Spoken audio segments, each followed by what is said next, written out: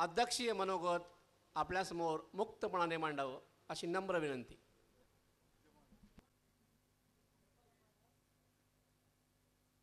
कविवर्य वामनदादा कर्डक यांचं एक गीत आपण ऐकलं आणि हे साहित्य संमेलन असल्यामुळे मलाही वाटलं की आज म्हणजे हे वर्ष पूज्य बाबासाहेबांच्या 125व्या जयंतीचं वर्ष आहे.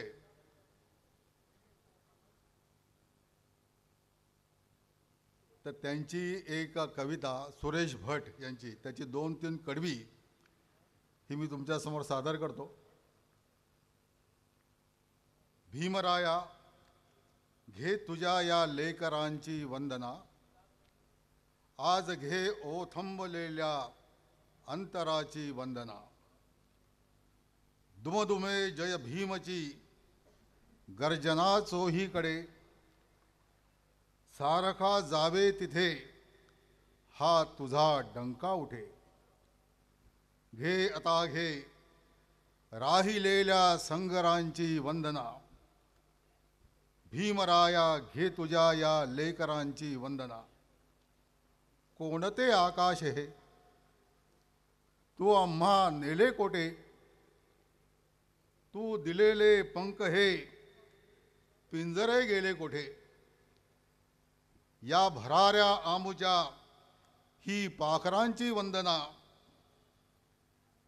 कालचे सारे मुके कालचे सारे मुके आज बोलू लागले. आणि तुझ्या सत्यासवे शब्द तोलू लागले. हे वसंता घे मनांच्या मोहरांची वंदना, भीमराया घे आता तुझ्या या लेकरांची वंदना. कल्याण नगरीत 17व्या साहित्य संमेलनासाठी आणि त्याच्या उद्घाटनासाठी आलेले आमचे मित्र थोर विचारवंत नरेंद्र जाधव, मागच्या संमेलनाचे अध्यक्ष प्राध्यापक शेषराव मोरे, समरसता साहित्य परिषदेचे आणि समरसता मंचाचे सर्व पदाधिकारी आणि महाराष्ट्राच्या कानाकोपऱ्यातून आले रसिक बंधू भगिनी, आपणा सर्वांना मी मनपूर्वक प्रणाम करतो.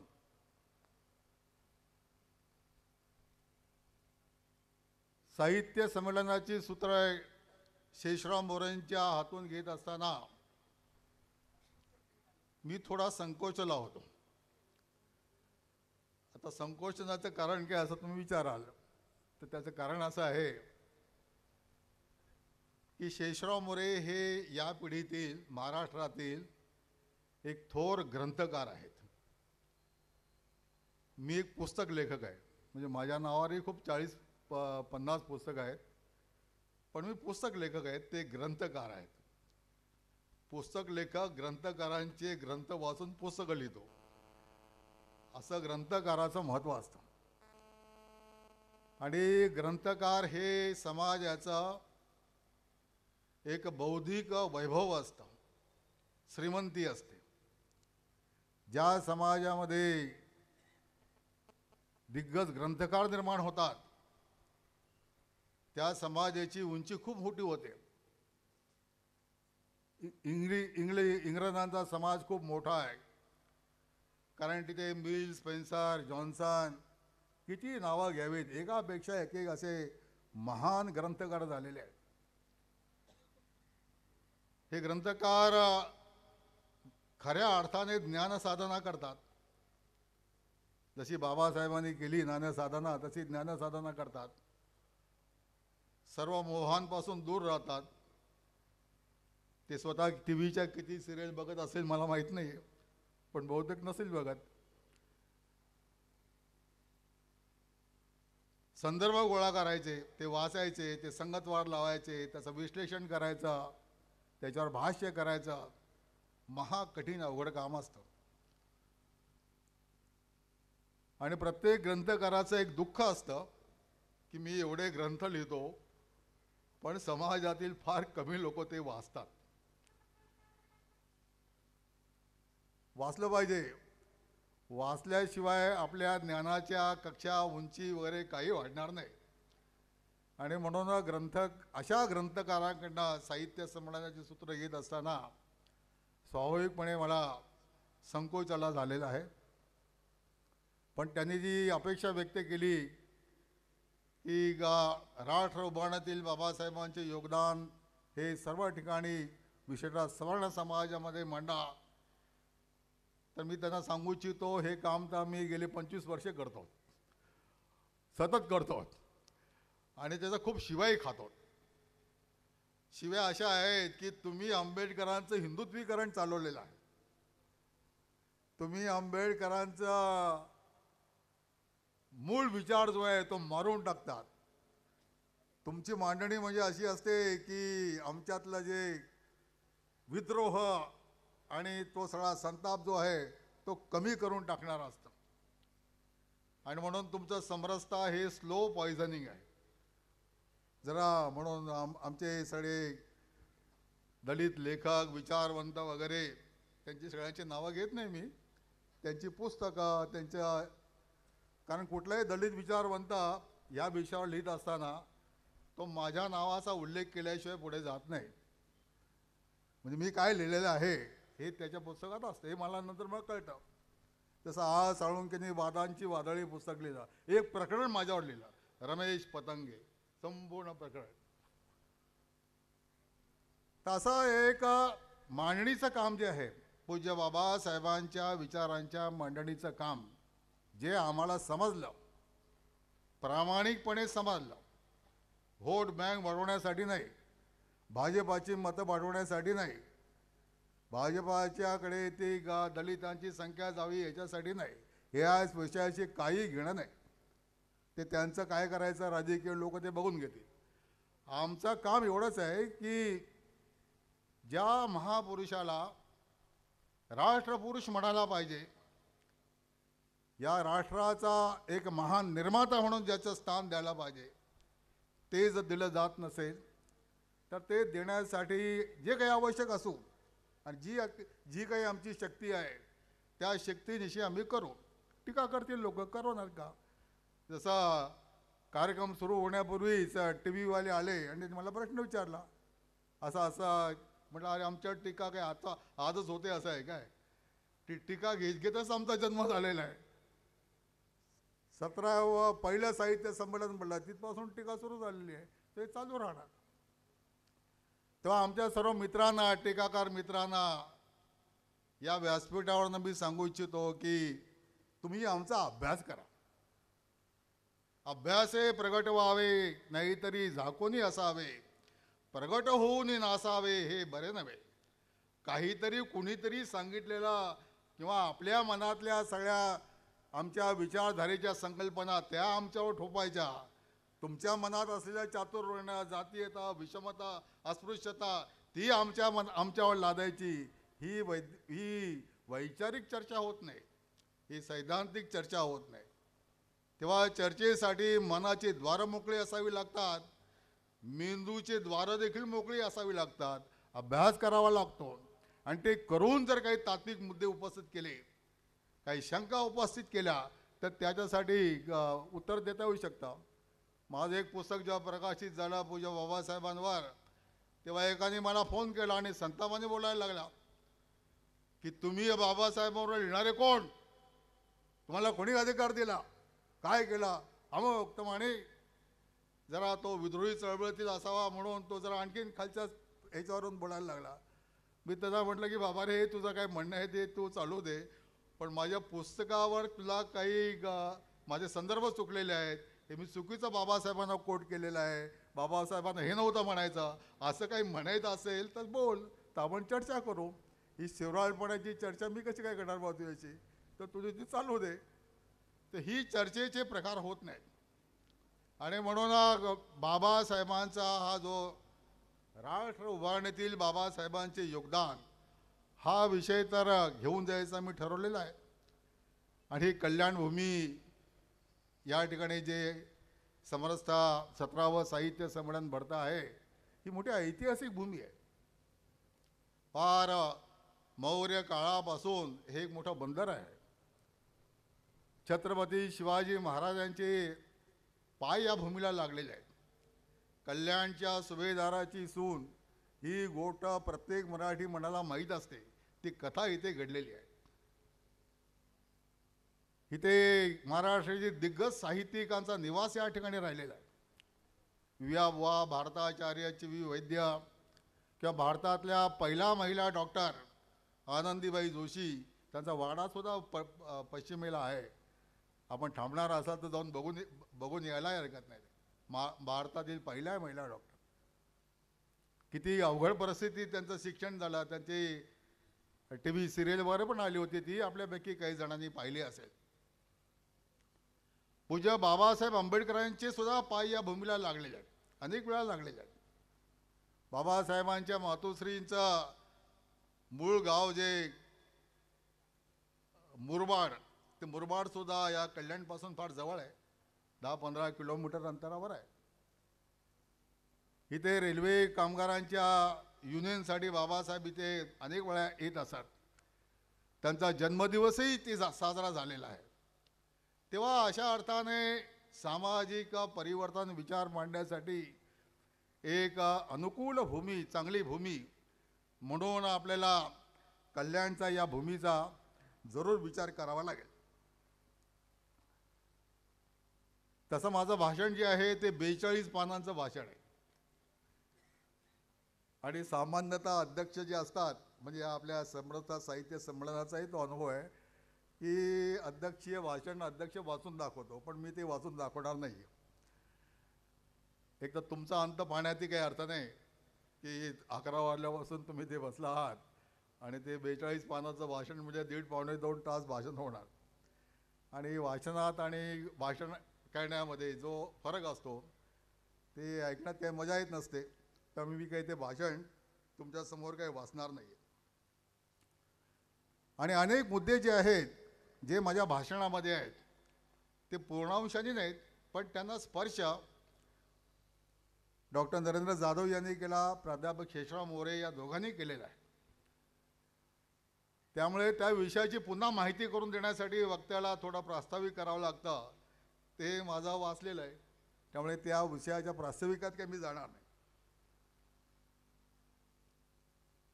बाबासाहेबांच्या राष्ट्र उभारणीतील योगदान या विषयाला प्रारंभ करण्यापूर्वी एक जो मुद्दा शेषराव मोऱ्यांनी उपस्थित केला, तिथून मी सुरुवात करतो. तो असा की बाबासाहेबांना त्यांच्या हयातीमध्ये देशभक्त मानायला लोक तयार नव्हते. आंबेडकर कोण आहेत? ते एका जाती वर्गाचे नेते आहेत, दलितांचे नेते आहेत, अस्पृश्यांचे नेते आहेत. ते काही सर्व समाजाचे नेते नाहीत. त्यांचे विचार काय आहेत? संकुचित विचार आहेत. ते जातीपातीपुरते, त्यांचे अधिकार वगैरे यापुरतं त्यांचं सगळं विश्व मर्यादित आहे. देशामध्ये तर स्वातंत्र्याचं आंदोलन चालू आहे, क्रांतिकारी आंदोलन चालू आहे. महात्मा गांधींच्या नेतृत्वाखाली एक अहिंसेचं आंदोलन चालू आहे. असे ज्याला ज्या मार्गाने जमेल तो इंग्रजांच्या विरुद्ध लढत होता. आणि मग त्या काळामध्ये देशभक्तीची एक सोपी व्याख्या बनली गेली होती की जो इंग्रजांच्या विरुद्ध लढेल, सत्याग्रह करील आणि तुरुंगात जाईल तो देशभक्त. म्हणून एखाद्याचा परिचय करून देत असताना सुद्धा देभ म्हणजे देशभक्त अमुक अमुक असा देत असत. तर संघाचे संस्थापक डॉक्टर हेडगेवार त्याच्यावर मोठा आक्षेप घेत म्हणत की हा देशभक्त आणि माझे बाकी काय सगळे देशद्रोही आहेत काय. तर प्रत्येक जण जन्मतःच देशभक्त असला पाहिजे, पण देशभक्ताचं एक जे लेबल लागतं, सत्याग्रहात गेला, ब्रिटिशांच्या लाठी खाल्ली, शिक्षा बघून आला, असं डॉक्टर बाबासाहेबांनी जीवनात काही केलं नाही. ते इंग्रजांविरुद्ध कधीच लढले नाहीत. महाडच्या चौदार तळ्यावर जेव्हा डिसेंबरमध्ये दुसरा सत्याग्रह करण्याची वेळ आली, त्यावेळेला इंग्रज सरकारने तिथे 144 कलम लावलं आणि मग 144 कलम लावून सत्याग्रह करायचा, तर तो सत्याग्रह सरकारी कायदा मोडल्याचाही सत्याग्रह होतो, सरकारविरुद्ध सत्याग्रह होतो. मग बाबासाहेबांनी सत्याग्रह स्थगितीचा निर्णय दिला. अनेक अनुयायींना ते आवडलं नाही, रागवले त्यांना. पण आपल्याला एका वेळेला असल्या सरकारशी संघर्ष करण्याचं आपल्याला काही कारण नाही. आपला संघर्ष हा समाज परिवर्तनाचा आहे. तिथे आपण आपलं सगळी शक्ती ही एकत्रित करू. 42च्या लढ्यात त्यांनी भाग घेतला नाही. का नाही घेतला त्याचं मोरेंनी आपल्याला सगळ्यांना सांगितलं. परंतु बाबासाहेब एक प्रश्न उपस्थित करत असत. तो प्रश्न असा की या देशामध्ये 2 प्रकारची पारतंत्र्य आहेत. एक आहे राजकीय पारतंत्र्य. इंग्रजांचं राज्य आहे, गोरे आहेत, आपल्या वंशाचे, आपल्या देशाचे नाहीत, बाहेरून आलेले आहेत, ते दिसत होते. हे इंग्रज आहेत, हे आमचे लोक नाहीत, ते आमच्यावर राज्य करतात. तेव्हा त्यांना तिथून हुसकून काढलं पाहिजे. आणि दुसरं राज्य जे आहे, दुसरं पारतंत्र्य जे आहे ते इथल्या 6.5 कोटी अस्पृश्य बांधवांचं पारतंत्र्य आहे, ज्यांना कसलेही नागरी अधिकार नाहीत, राजकीय अधिकार नाहीत, आर्थिक अधिकार नाहीत, धार्मिक अधिकार नाहीत, आणि जे गुलामगिरीच्या बेडाने असे करकचून बांधले गेलेले आहेत की त्यातून ते बाहेर पडू शकत नाहीत. मग वनवासी भागात राहणारा वनवासी आहे, समाजापासून तुटलेला, त्याची संख्या आणखीन अलग. भटके विमुक्त आहेत, त्यांची संख्या अलग. असा जवळजवळ 10-12 कोटींचा जनसमुदाय जास्तच असेल, तो सर्व प्रकारच्या सामाजिक गुलामीमध्ये जगत आहे. मग बाबासाहेबांचा प्रश्न असायचा की तुम्हाला राजकीय स्वातंत्र्य पाहिजे, ठीक आहे, आमच्या सामाजिक स्वातंत्र्याचं काय करताय बोला. आम्हाला तुम्ही सामाजिक स्वातंत्र्य द्यायला तयार आहात का? म्हणजे काय मागत होते बाबासाहेब? मंदिरात प्रवेश द्या, सार्वजनिक पाणवठे आमच्यासाठी खुले करा, ज्या ज्या सार्वजनिक जागा आहेत त्या ठिकाणी आम्हाला जाऊ द्या, सरकारी नोकऱ्यांमध्ये आम्हाला काही वाटा द्या, हिस्सा द्या, आमच्या मुलांच्या शिक्षणासाठी काहीतरी विशेष अशा प्रकारची तरतूद करा, आम्हाला सर्व क्षेत्रामध्ये सहभागी करून घ्या. ते करायला कोणी तयार नव्हतं. म्हणून बाबासाहेबांनी काँग्रेसला ठरवून टाकलं. काँग्रेस काय आहे? ही सवर्ण हिंदूंची काँग्रेस आहे. गांधीजी कोण आहेत? सवर्ण हिंदूंचे नेतृत्व करणारे आहेत. आणि हे सवर्ण हिंदू कुठल्या मानसिकतेने पछाडलेले आहेत? तर ब्राह्मणी धर्माने पछाडलेले आहेत. हा ब्राह्मणी धर्म काय आहे? तर ब्राह्मणी धर्म हा क्रमिक विषमता सांगतो, ग्रेडेड इनइक्वॅलिटी सांगतो. जो ज्या ठिकाणी जन्मलेला आहे तो जन्मजात त्याला जे अधिकार प्राप्त झाले ते तसेच राहतील. तो खाली येऊ शकत नाही, वरती जाऊ शकत नाही. आपल्या समाजाचं वर्णन करताना बाबासाहेब म्हणाले की हिंदू समाज कसा आहे तर अनेक मजली इमारत आहे आणि या इमारतीला जिनाच नाही आहे. जो ज्या ठिकाणी आहे त्या ठिकाणी आहे. सामाजिक आदान प्रदान काही नाही. आणि अशा प्रकारे तुटलेला, ज्याला आर्चिपिलॅगो म्हणतात, समुद्रामध्ये अनंत बेटे असे तरंगत असतात, एकमेकापासून दूर कट ऑफ झाले, असा हिंदू समाजमध्ये असंख्य जातींच्या बेटांचा सागर आहे. एकमेकांशी कसले संबंध नाहीत, काही नाहीत. संबंध कसे असावे? ते भोजनाचे संबंध असावे लागतात, परस्परांच्या घरी जाण्याचे संबंध असावे लागतात, रोटीचे संबंध असावे लागतात, बेटीचे संबंध असावे लागतात, भेटीचे संबंध असावे लागतात. हे सर्व संबंध पार बंद करून टाकलेले आहेत. तेव्हा या समाजाचं हे जे पारतंत्र्य आहे हे निग्रो गुलामांपेक्षा सुद्धा भयानक आहे. हे रोममधल्या गुलामांपेक्षा सुद्धा भयानक आहे. बाबासाहेबांनी त्याची तुलना केलेली आहे आणि तुलना करून असं सांगितलं की रोममधला गुलाम जो आहे त्याचा शारीरिक आरोग्य राखण्याची जबाबदारी त्याच्या मालकावर असेल. तो धट्टाकट्टा राहील, आजारी पडणार नाही, हे पाहणं त्याच्या मालकाचं काम असेल. त्या निग्रो गुलामांची सुद्धा या प्रकारे काळजी घेणं हे गुऱ्या मालकाचं काम असायचं. कारण ते मजूर होते. तो जर आजारी पडला आणि तो श्रम करायचा दृष्टीने कामाचा नाही राहिला तर माझं उत्पादन घटतं. स्वतःच्या स्वार्थासाठी पण का होईना तो त्याची चिंता करायला लागायची. ही सगळी अस्पृश्य जमातीचं काय, त्याची कोण चिंता करत असे? ते खातात काय, पितात काय, ते असे का राहतात, ते मेलेल्या जनावरांचा मांस का खातात, त्यांची वस्त्र अशी मलिन का, अंघोळ का नाही करते म्हणून महिने. बाबासाहेबांनी असे कडे सवाल विचारलेले आहेत. ह्या सगळ्या गोष्टी संबंधी तुम्ही आमच्यावर टीका करता, पण माझा सवाल असा आहे की या गोष्टी करू नका, या वाईट आहेत, चांगल्या गोष्टी या आहेत, हे सांगायला तुम्ही कधी आमच्या वस्तीमध्ये आला होतात का? कधी आलात का? आमच्यावर बसलात का? आमची सुखदुःख जाणून घेतलीत का? म्हणजे आम्हाला घाणीत ठेवणारे तुम्हीच आणि आम्ही घाणीत राहतो म्हणून आम्हाला बाहेर लोटणारे देखील तुम्हीच. तेव्हा हे जे स्वरूप आहे याच्यावर बाबासाहेबांचा घणाघाटी हल्ला आहे, लढा आहे. तो सामाजिक स्वातंत्र्याचा लढा आहे.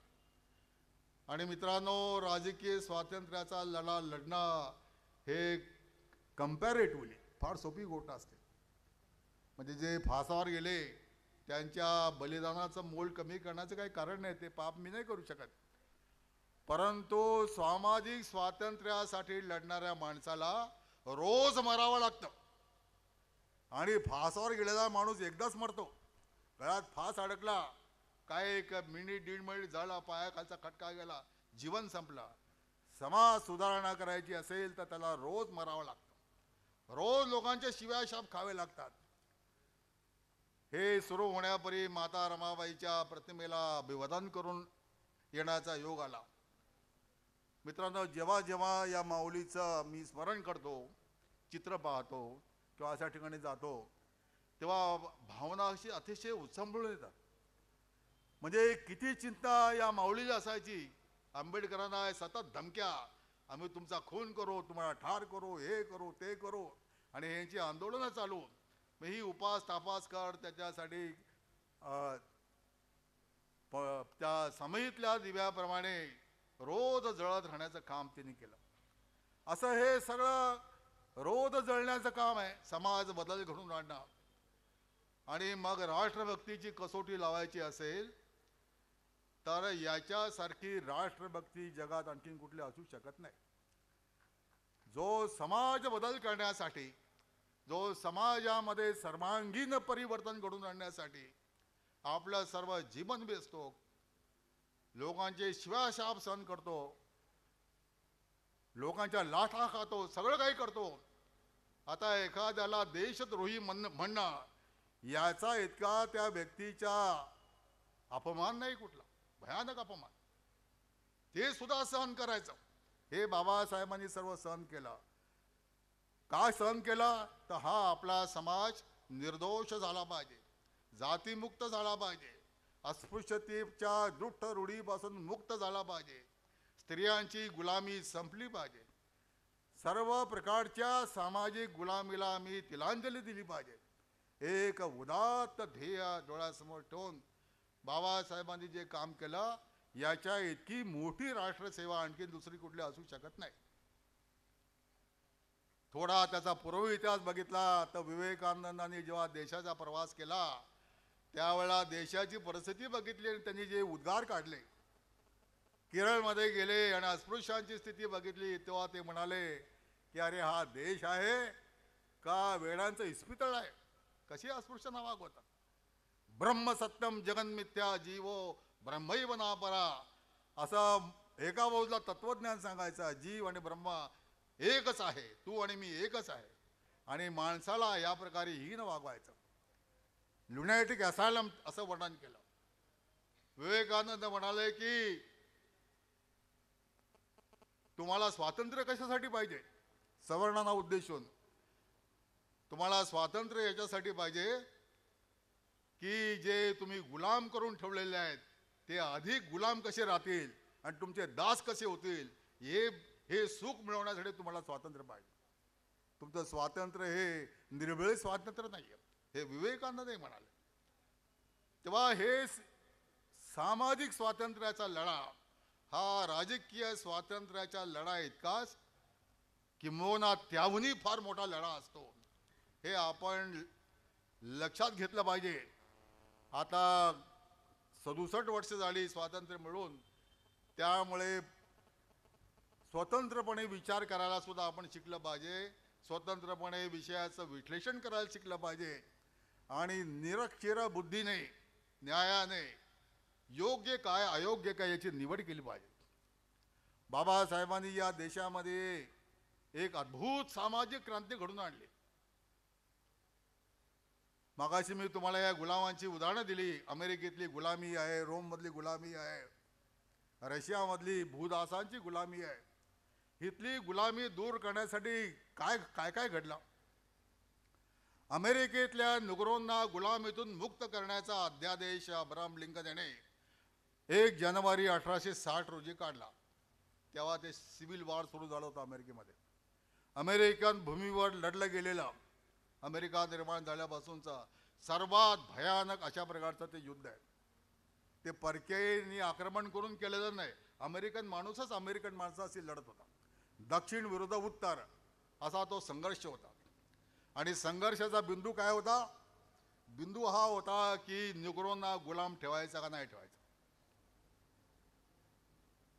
दक्षिणेचं म्हणणं होतं ठेवायचं, उत्तरेचं म्हणणं होतं कुठल्याही परिस्थितीत ठेवायचं नाही. मग दक्षिण म्हणाले की आम्ही फुटतो, आम्ही आमची गुलामी घेऊन बसतो. उत्तर म्हणाले आम्ही तुम्हाला ते करू देणार नाही. आणि लढाई सुरू होते, सिव्हिल वॉर. त्या युद्धामध्ये 5 लाख अमेरिकन तरुण ठार झाले. 5 लाख सिव्हिलियन वगैरे मेले. त्याची आकडेवारी जर केली गोळा तर ती 13 लाख होते. त्यानंतर मग फ्रान्समध्ये राज्यक्रांती झाली. गरिबांना मुक्ती देण्यासाठी स्वातंत्र्य, समता, बंधुता ही फ्रेंच राज्यक्रांतीची जी तत्वतरी आहे ना, तिच्या प्रस्थापनेसाठी लिबर्टी, इक्वॅलिटी अँड फ्रॅटर्निटी, त्या फ्रेंच राज्यक्रांतीमध्ये 44,000 माणसं गिलोटिननी वरून ते पातं सोडायचा धारदार आणि मुंडकं उडवून टाकायचं. 44,000 माणसं मारली. राजघराण्याच्या घराणं कापलं गेलं. आणि रशियामध्ये जो साम्यवादाचा आणि समतेचा माहेरघर म्हणून एकेकाळी खूप त्याचा डंका पिटला गेला, त्या रशियामध्ये लेनिनच्या काळात 60 लाख लोक ठार मारले गेले. आणि स्टालिनच्या काळात 3.5 कोटी रशियन लोक ठार मारले गेले. सामाजिक समतेची अमेरिका, फ्रान्स आणि रशियाने दिलेली ही किंमत आहे. आपण काय किंमत दिली? त्याच्यापेक्षा भयानक गुलामी तर भारतात होती, ते मी तुम्हाला सांगितलं. आपण काय किंमत दिली? महाडच्या चौदार तळावर काही रक्त सांडलं, काराम मंदिराच्या सत्याग्रहाच्या इथे काही जणांची डोकी फुटली, रक्त सांडलं. अशी जर हिंसा सोडली तर माणसं कापण्याची हिंसा आपल्या देशात घडली नाही. मित्रांनो, आज महात्मा गांधींचे स्मरण आपण केलं, अहिंसेचे पुजारी आपण त्यांना म्हणतो. पण आपल्याला कधीतरी ते बदलावं लागेल. या देशातील सगळ्यात मोठी अहिंसक क्रांती हे डॉक्टर बाबासाहेब आंबेडकरांनी केलेली. सामाजिक क्रांती डॉक्टर बाबासाहेब आंबेडकरांनी केली. तिला जरा जगाच्या इतिहासाकडे नजर टाकून बघावी लागते की अशाच प्रकारची क्रांती करण्यासाठी अमेरिकेला काय किंमत द्यावी लागली, फ्रान्सला काय किंमत द्यावी लागली, रशियाने काय किंमत दिली. चीनचं तुम्हाला उदाहरण दिलेलं नाही. चीननी काय किंमत दिलेली आहे. मित्रांनो, हे जे कोटी हजार नुसते आकडे असतात, ते बोलत नसतात. पण कल्पना करा की त्या आकड्यांमधली माणसं बघा. तो कोणाचा तरी मुलगा आहे, कोणाचा भाऊ आहे, कोणाचा पती आहे. अशी सर्व माणसं जेव्हा मरतात तेव्हा एक एक कुटुंब उद्ध्वस्त होतं. मनुष्याची जीवनाची सगळी समाजाची घडी अशी विस्कटून जाते, विद्रूप होऊन जाते. असं काही न करता बाबासाहेबांनी हा जो सामाजिक बदल आपल्या ठिकाणी घडून आणला, हा एक महान अशा प्रकारचा सामाजिक बदल आहे. मी बाबासाहेबांसंबंधीचा भरपूर वाचत असतो. ते वाचन अनेक वेळा अनेक कारणांसाठी करावं लागतं.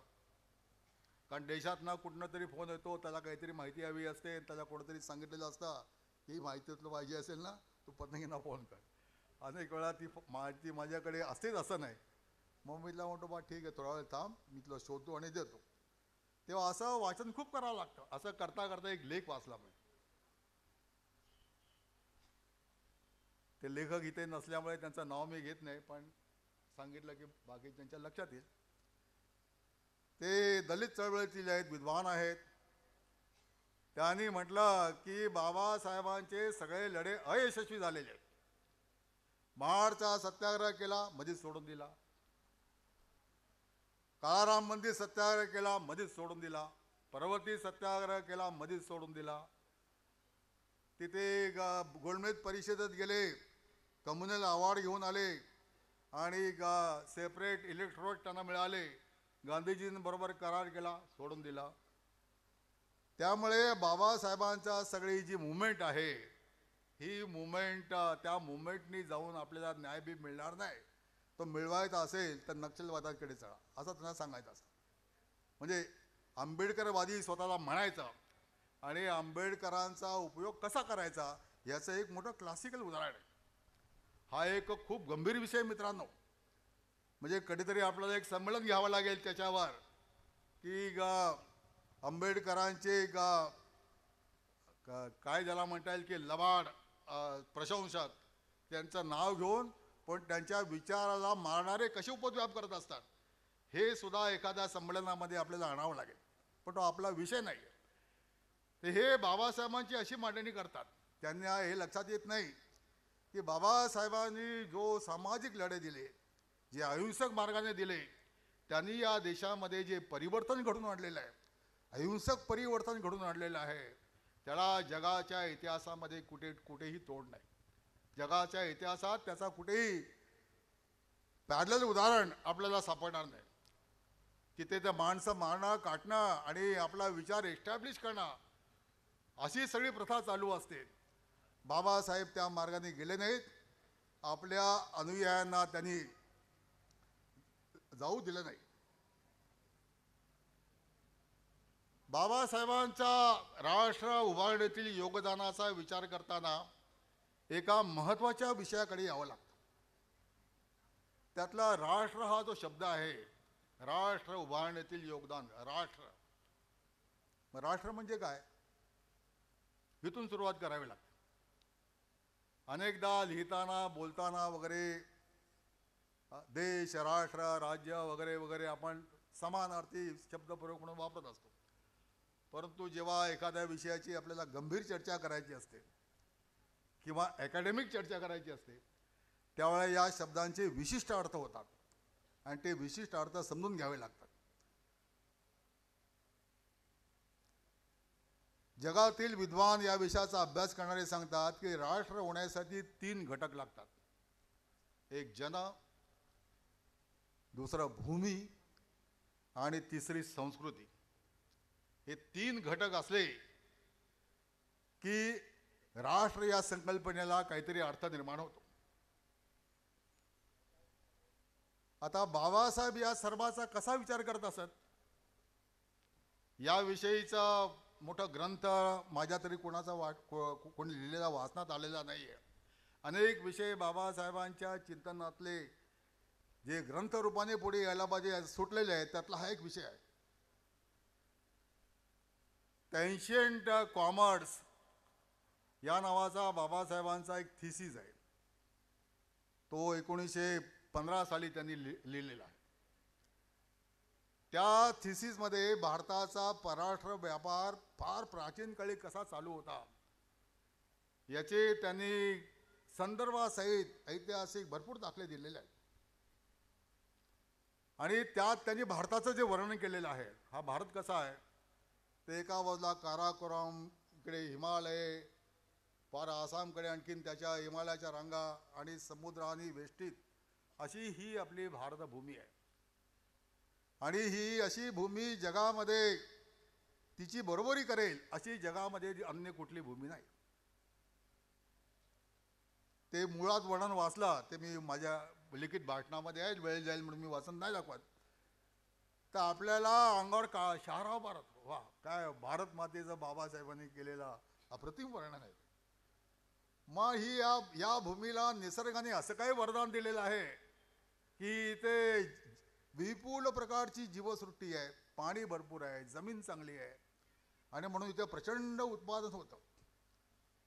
आताचे जे अर्थशास्त्रज्ञ आहेत ते भारताचा व्यापाराचा शोध घेतात. इसवी सनाच्या पहिल्या शतकापासून ते आतापर्यंत भारताचा फॉरेन ट्रेड काय होता याचा सगळा अभ्यास करतात. आणि मग ते जे आकडे सांगतात ते आकडे ऐकून आपल्याला धक्काच बसतो, भोवळ यायला पाहिजे असे असे असे धक्के बसतात की एकूण जगात त्या काळी जे उत्पादन व्हायचं टोटल GDP मध्ये भारताचा हिस्सा 30% असायचा. म्हणजे सकल जागतिक उत्पादनामध्ये भारताचा हिस्सा हा 30% होता.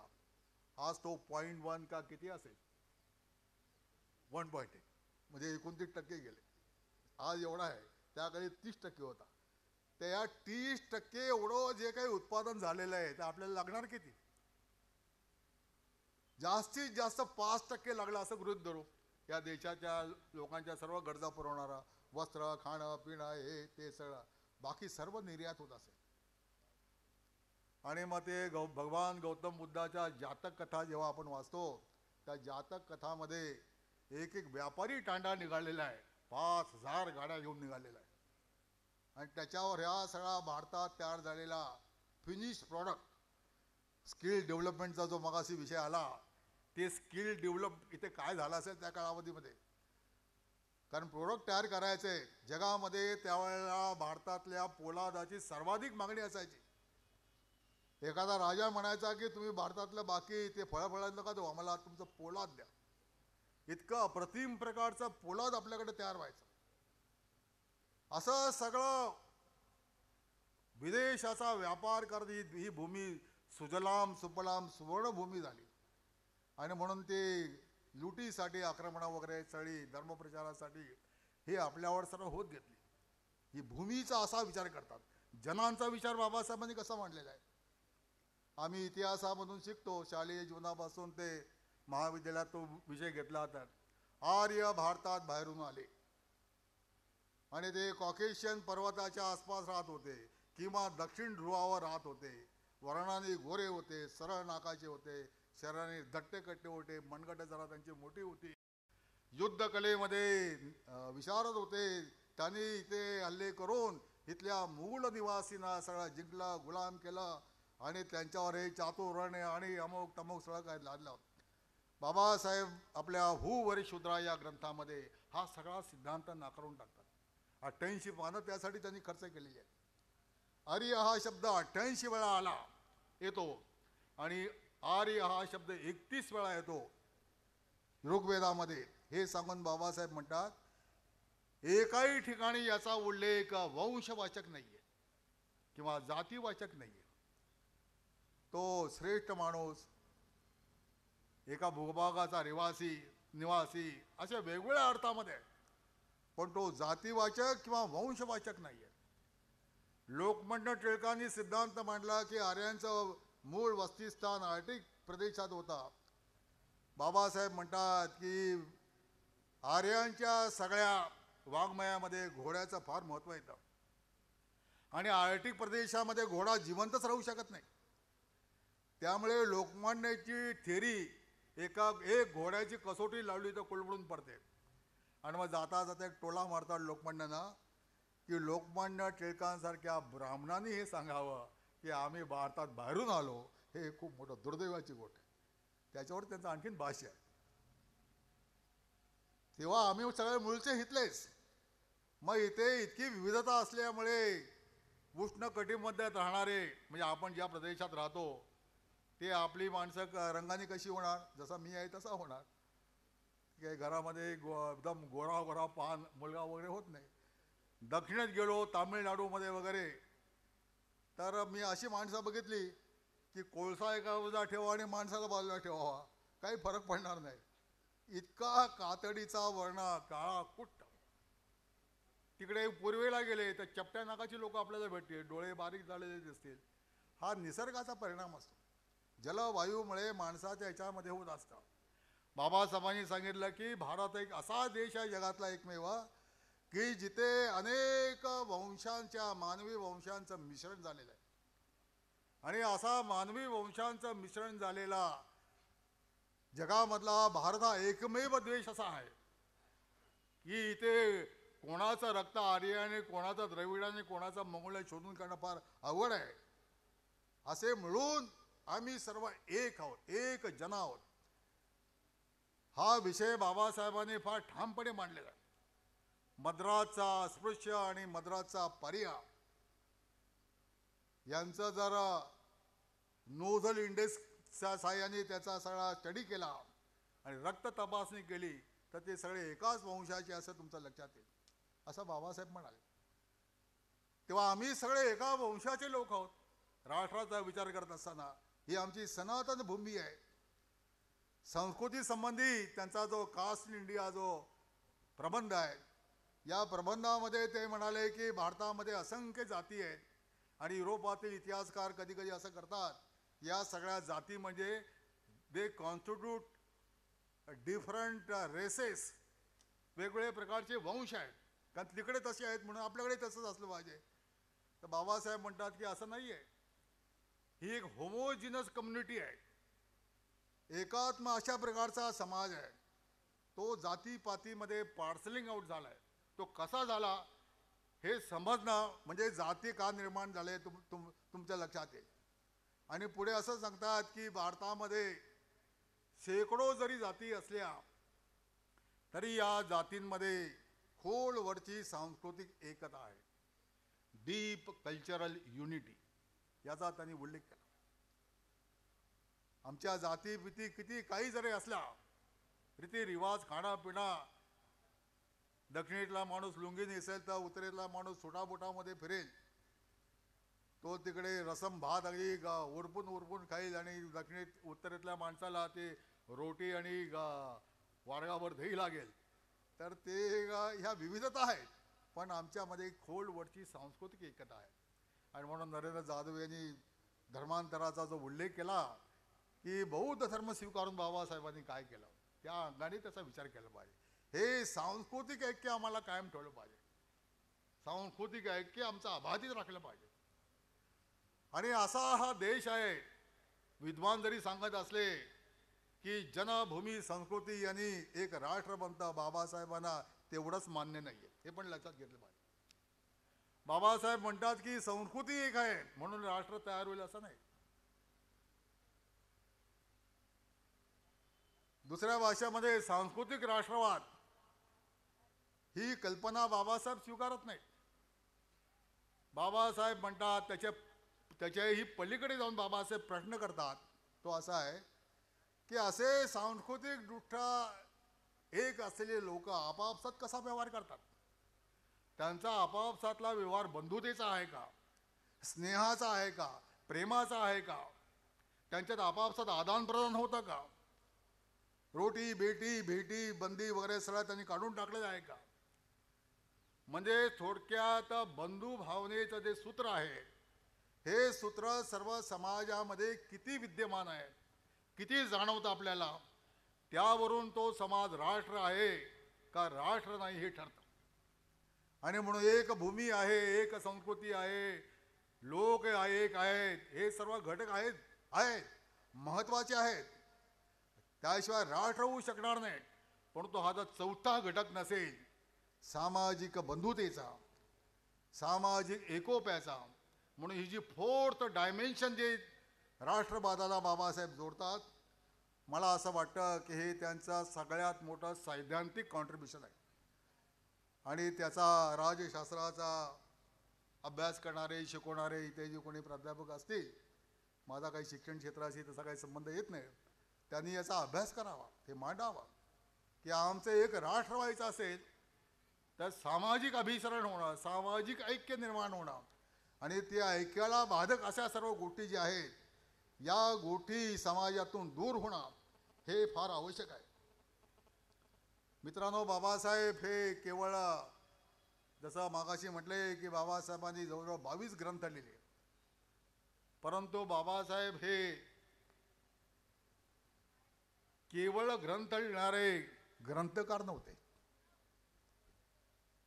म्हणजे त्या ग्रंथकारांचं महत्त्व कमी असतं असं समजण्याचं काही कारण नाही, त्यांचंही महत्त्व आहे. परंतु बाबासाहेब हे आपले विचार कृतीत आणणारे कृतीवीर होते, कर्मवीर होते. जे म्हणायचे, जे सांगितलेलं आहे ते प्रत्यक्ष कृतीत आणायचं आहे. मग समाजाला एकत्र जोडणारं हे सगळं जे बंधुतेचं जे तत्व आहे, हे तत्व सैद्धांतिकदृष्ट्या सांगितलं. यांनी समाज एक होणार आहे का? तर यांनी समाज एक होणार नाही. याच्यापूर्वी कोणी सांगितलेलं नव्हतं का? तर आपलं वेदांताचं तत्वज्ञान काढलं किंवा बाबासाहेब ज्या ब्रह्मतत्वज्ञानाच्या एका लेखामध्ये हवाला देतात, आणि आमच्या शेषराव मोरेंनी सुद्धा त्यांच्या पुस्तकामध्ये त्याचा खूप चांगल्या प्रकारचा उल्लेख केलेला आहे. ब्रह्मतत्वज्ञान, ते ब्रह्मतत्वज्ञान काय सांगतं की मी ब्रह्म आहे, तू ब्रह्म आहे, आणि हे विश्वही ब्रह्म आहे. किंवा उलट सांगायचं आता, सर्वम खलु इदम ब्रह्म अहम ब्रह्मास्मी तत्त्वमसि. हे सगळं विश्व ब्रह्म आहे, मी ब्रह्म आहे, तूही ब्रह्म आहे. बाबासाहेब म्हणतात की सामाजिक लोकशाहीसाठी तत्वज्ञानाच्या दृष्टीने याचा इतका भक्कम आधार विश्वात कुठेही मिळणार नाही. जर सर्वच ब्रह्माची रूपं असतील तर भेदाभेदाला थारा कुठे? अर्थ काय? त्याला काहीच अर्थ पुरत नाही, असं बाबासाहेब म्हणाले. परंतु ते आपल्या ग्रंथामध्ये भरपूर आहे. एका कुठलाही उपनिषद आपण काढला तर कुठलंही उपनिषद हे भेदाचं तत्वज्ञान सांगतच नाही. ते असं एक ऐक्यत्वाचं अशा प्रकारचं तत्वज्ञान सांगतं. मग ते आचरणात येत नाही, व्यवहारात येत नाही. विवेकानंदांनी फार दुःखाने एका ठिकाणी म्हटलं की आमचं वेदांत तत्वज्ञान हे खूप भव्य दिव्य वगैरे सर्व ठीक आहे, आणि ते ऐकायलाही गोड वाटतं, ग्रंथातही वाचायलाही चांगलं वाटतं, परंतु त्या तत्वज्ञानाच्या आधारे आम्हाला आमची समाज रचना उभी करता आली नाही. ती समाज रचना आम्हाला बांधता आली नाही. हे आमचं सगळ्यात मोठं अपयश आहे. बाबासाहेब ज्या स्वातंत्र्य, समता आणि बंधुता ही माझ्या जीवनाची तत्वत्रयी आहे म्हणतात, ही तत्वत्रयी प्रत्यक्ष व्यवहारामध्ये कशी आणता येईल याचाही ते विचार करत होते, चिंतन करत होते. आणि तशी संधी त्यांना भारताची राज्यघटना निर्मितीच्या वेळेला प्राप्त झाली. आपण सगळे एक वाक्य वाचतो की भारतीय राज्यघटनेचे शिल्पकार डॉक्टर बाबासाहेब आंबेडकर आहेत. ही गोष्ट खरी आहे की ते भारतीय राज्यघटनेचे शिल्पकार आहेत, बरोबर आहे. परंतु काही गोष्टीचा आपण मित्रांनो विचार नाही करत अजिबात. त्याचा काहीसा भाग मोरेंनी आपल्या भाषणामध्ये सांगण्याचा प्रयत्न केला की इंग्रजांनी ठरवलं असतं की तुम्ही जाणे आणि तुमचा देश जाणे, या अमुक तारखेपासून आम्ही चाललो, करा तुम्हाला काय घालायचा तो गोंधळ करा. तर देशाचं काय झालं असतं, कसं प्रशासन निर्माण झालं असतं. तसं 1947 साली देश स्वतंत्र होत असताना कसा भारत होता? एक संस्थानिकांचा भारत होता, 565 संस्थानिकांचा भारत, आणि दुसरा इंग्रजी अंमलाखालील भारत होता. असे दोन भारत स्वतंत्र झाले. आणि दुसरा एक भारत होता की जो परंपरेने दुसऱ्यावर राज्य करणारा आहे, शासक वर्ग आहे. मग ते सरकारच्या मोठमोठ्या पदावर बसलेले आहेत, मंत्री होणारे आहेत. आणि दुसरा शासित वर्ग आहे. या शासित वर्गामध्ये समाजातील सर्व प्रकारचे डाऊन ट्रोडन लोक, मागासवर्गीय, दलित, असा सर्व वर्ग येतो. असा हा भारत 47 साली स्वतंत्र होत आहे. या भारताला एकत्र बांधण्याचं काम करणं. ज्या भारतातला 1000 वर्षांनंतर स्वातंत्र्य मिळत आहे. 850 वर्ष कधी अरबांनी राज्य केलं, कधी मोगलांनी राज्य केलं, कधी इराणी आले, कधी अफगाणी आले, कधी आणखीन कोणी आले, मग इंग्रज आले, डच आले, पोर्तुगीज आले आणि आमचे करते सवरते लोक त्यांचे चाकर झाले आणि म्हणायला लागले की दिल्लीश्वरो वा जगदीश्वरो वा, बाकी काय राजांना काही अर्थ नाही. होय कोई भूपती हमे का नाही. आमचं आपलं ठीक चाललेलं आहे. राजा कोणी का, आम्हाला राज्य करायचंय. राज्यकर्ती जमात व्हा असं जेव्हा बाबासाहेब म्हणतात तेव्हा राज्यकर्ती जमात व्हायचंय म्हणजे काय व्हायचंय, ते राज्य कसं कसं चालवायचं. अरे 1 4 5 जणांचं कुटुंब चालवत असताना किती नाकी नऊ येतात. इथे गृहस्थी लोक बसले, त्यांना त्याची कल्पना आहे. एक संस्था चालवायची असेल तर किती कटकटी सहन कराव्या लागतात. एक देश चालवायचा म्हणजे काय काय असेल, त्याच्या काय अगडबंब व्यवस्था असतील. या सर्वाचा विचार करून त्याला एका सूत्रामध्ये बांधून ठेवण्याचं काम हे डॉक्टर बाबासाहेब आंबेडकरांच्या खांद्यावर आलं. अवघड काम होतं, प्रारंभापासून होता. जेव्हा घटना समितीची पहिली बैठक झाली त्या बैठकीमध्ये पंडित नेहरूंनी ऑब्जेक्टिव्ह रिझोल्युशन मांडला आणि त्या ऑब्जेक्टिव्ह रिझोल्युशनमध्ये पंडित नेहरूंनी स्वातंत्र्य, समता, सामाजिक न्याय वगैरे शब्द आणले त्यांनी, परंतु फ्रॅटर्निटी म्हणजे बंधुता हा शब्द प्रयोग काय त्याच्यात नव्हता. त्या याच्यामध्ये पंडित नेहरू म्हणाले की राज्यांना स्वायत्तता राहील, ऑटोनॉमस राज्य निर्माण होतील. आणि दुसरी गोष्ट त्यांनी मांडली की जे राज्य आणि केंद्र यांच्यामधले जे अधिकार आहेत, या अधिकाराची वाटणी झाल्यानंतर उरलेले अधिकार जे आहेत ते सुद्धा राज्याकडे राहतील. रिसिड्युरी पॉवर्स असं म्हटलं त्यांना. बाबासाहेब नसते आणि नेहरूंच्या कल्पनेतल्या प्रमाणे राज्य घटनेची निर्मिती झाली असती तर काय झालं असतं, राज्य स्वायत्त झाली असती, ऑटोनॉमस झाली असती आणि त्यातली काही आता फुटीच्या मार्गाला लागली असते, फुटून गेली असते. तेव्हा या सर्वांना एकत्र बांधून ठेवण्याचं अत्यंत अवघड काम हे डॉक्टर बाबासाहेबांनी केलं. भारताचं संघराज्य हे अविच्छेदनीय आहे. हे युनियन ऑफ स्टेट नसून, युनायटेड स्टेट्स ऑफ इंडिया नसून युनियन ऑफ स्टेट आहे असं बाबासाहेबांनी म्हटलं. आणि एक भारत या नावाची सर्व देशाला एक संकल्पना दिली, भारत या नावाची आयडिया दिली. असं एक प्रकारचं अलौकिक अशा प्रकारचं राष्ट्र बांधणीचं काम हे बाबासाहेबांनी केलेलं आहे. मित्रांनो, सैद्धांतिकदृष्ट्या बाबासाहेबांचा विचार करायचा तर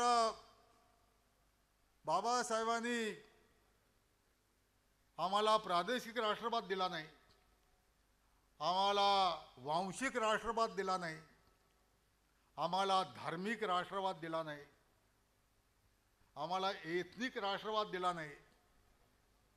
मग त्यांनी आम्हाला कोणता राष्ट्रवाद दिला तर त्यांनी आम्हाला संविधानमूलक, सामाजिक न्यायावर आधारित, लोकशाही प्रधान राष्ट्रवाद दिलेला आहे. हे त्यांचं कॉन्ट्रीब्युशन फार महत्त्वाचं आहे. पुन्हा रिपिटेशन करतो की बाबासाहेबांनी आम्हाला काय दिलं तर बाबासाहेबांनी आम्हाला प्रादेशिक राष्ट्रवाद, धार्मिक राष्ट्रवाद, एथनिक राष्ट्रवाद, वांशिक राष्ट्रवाद, भाषिक राष्ट्रवाद, आर्थिक राष्ट्रवाद असले कुठलेही राष्ट्रवाद न देता संविधानावर आधारित सामाजिक न्याय हा ज्याचा पाया आहे, बेस आहे, असा लोकशाही प्रधान राष्ट्रवाद आम्हाला दिला. हे त्यांचं कार्य हे एका अर्थाने देशाचा विचार करताना युगप्रवर्तक अशा प्रकारचं कार्य आहे. शेवटी बाबासाहेबांच्या जीवनातील एक आठवण सांगतो आणि नामदेव ढसाळ यांच्या कवितेच्या काही ओळी वाचून माझं भाषण पूर्ण करतो. ती आठवण अशी आहे की दिल्लीला एकदा विदेशातील पत्रकार 3 बॅरिस्टरांना भेटायला गेले. त्यातले एक होते मोहम्मद अली जिना, दुसरे होते महात्मा गांधी आणि तिसरे होते डॉक्टर बाबासाहेब आंबेडकर. तर ते जेव्हा जिनांकडे गेले तेव्हा वेळ झाला होता. जिनाचा सेक्रेटरी म्हटला की Jinnah has tired and he has gone to bed. तो तुमची आता भेट होणार नाही, उद्या या. मग ते गांधींकडे गेले. ते गांधी सेक्रेटरी म्हणाले की गांधीजींची झोपायची वेळ झालेली आहे, ते घड्याळाप्रमाणे त्यांचं काम चालायचं, तुम्हाला आज ते भेटणार नाहीत, तुम्ही उद्या या. मग ते उठून बाबासाहेब आंबेडकरांना भेटायला गेले. मध्यरात्र उलटून गेली होती. तेव्हा 2 बॅरिस्टरचे असे अनुभव आल्यानंतर 3ऱ्या बॅरिस्टरकडे आपल्याला परत जावं लागेल असंच त्यांच्या मनात होतं. पण बघतात तर काय, दिवाणखान्यात डॉक्टर बाबासाहेब कपडे वगैरे घालून उत्तम प्रकारे त्यांचं स्वागत करायला बसले होते. तेव्हा त्यांना आश्चर्य वाटलं आणि त्यांनी त्यांना विचारलं की या दोघांचे असे अनुभव आहेत, तुम्ही जागे कसे काय? तर बाबासाहेबांनी त्याला उत्तर दिला, असं आहे की जिना ज्या समाजाचं नेतृत्व करतात तो समाज जागृत समाज आहे, जागा समाज आहे. गांधी ज्या समाजाचं नेतृत्व करतात तो सुद्धा जागृत आणि जागा समाज आहे. म्हणून हे नेते झोपले तर काही फरक पडत नाही, परंतु मी ज्या समाजाचं नेतृत्व करतो तो झोपलेला समाज आहे, म्हणून मला जागा राहावं लागतं. आता इथे ज्या समाजाचं नेतृत्व म्हणण्यामध्ये आपणही त्याच्यात स्वतःला घालून घेतलं पाहिजे, कारण या देशातील सर्वसामान्य हिंदू माणूस याच्या इतका झोपलेला माणूस जगात कोणी सापडणार नाही. स्वहितासंबंधी, राष्ट्रहितासंबंधी, समाजहितासंबंधी त्याच्या इतका झोप काढणारा माणूस जगात अन्य कोणी सापडणार नाही. स्वस्वार्थासाठी त्याच्या इतका जागृत असलेला माणूस देखील अन्य कोणी सापडणार नाही. अशा 2 विरोधाभासी हिंदू माणसाच्या ओळखी आहेत.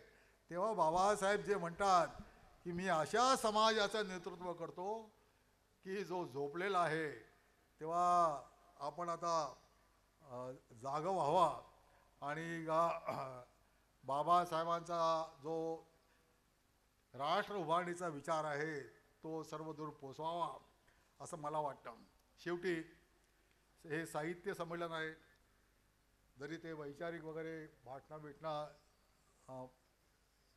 उद्घाटन सत्रात झाली नंतरही होणार आहेत, तरीसुद्धा अधूनमधून साहित्याच्या ज्या विविध विधा असतात, काव्य वगैरे वगैरे, त्याचाही स्पर्श त्याला असणं फार आवश्यक आहे असं मला वाटतं. भाषणाचा समारोप करताना कवी नामदेव ढसाळ यांच्या शब्दातच भाषणाला मी पूर्णविराम देतो. त्यांची कविता आहे, ती खूप गाजलेली कविता आहे, गोलपीठा ह्याच्यातली, आणि ती आपल्यापैकी प्रत्येकाला माहीत असेल. माणसाने पहिल्या प्रथम स्वतःला असं त्या कवितेचं शीर्षक आहे. आणि ते पहिल्या प्रथम स्वतःला म्हणत असताना माणसाने काय काय करावं असं जे नामदेव ढसाळ म्हणतात त्या वाचवणार नाही इतका हिडीस आणि वगैरे सगळं तुम्हाला वाटेल. पण असा कवी एक स्वप्न पाहतो, म्हणजे पसायदान त्याचं जे आहे ते मात्र भव्य दिव्य आहे. ते असं आहे, नंतर उरल्या सुरल्यानी कुणालाही गुलाम करू नये, लुटू नये, काळा गोरा म्हणू नये, तू ब्राह्मण, तू क्षत्रिय, तू वैश्य, तू शूद्र असे हिणबू नये, कुठलाही पक्ष काढू नये, घरदार बांधू नये, नाती न मांडण्याचा, आय बहीण न ओळखण्याचा गुन्हा करू नये, आभाळाला बाप आणि जमिनीला आजी मानून त्यांच्या कुशीत गुण्या गोविंदाने राहावे. चंद्र सूर्य फिके पडतील, चंद्र सूर्य फिके पडतील असे सचेत कार्य करावे.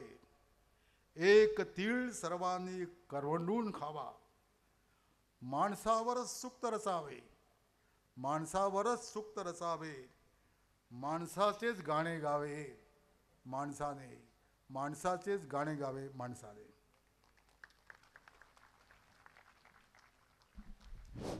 धन्यवाद सर. सामाजिक तिमीर दाटत